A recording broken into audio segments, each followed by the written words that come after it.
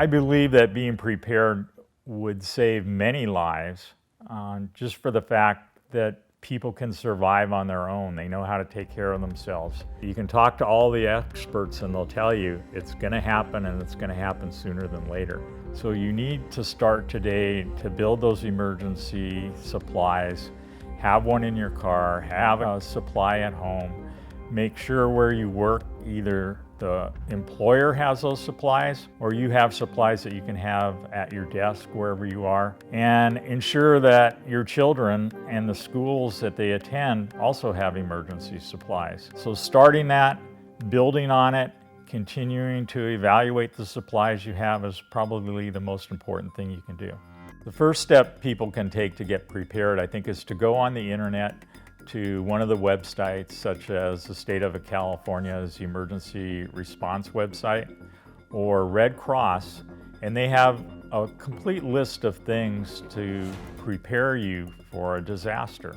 The recommendation is that you have supplies to take care of you for 7 to 10 days. Now that varies in different parts of the country, how big your community is, how big the city is, and what kind of disasters that you may be expecting in your area. You've got to have a helmet to protect your head from falling items, gloves and sturdy shoes, a water supply.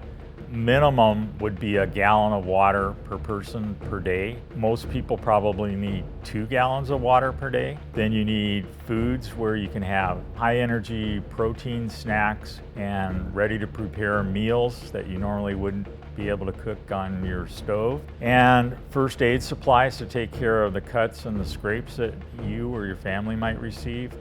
And then toiletry supplies that you need to do your day-to-day bathroom needs. You don't have to do everything in one day, but if you start preparing, you can build on that over time to have a significant supply and be ready in your home, in your school, in your car, where you work, and feel that you can handle whatever disaster is going to come your way.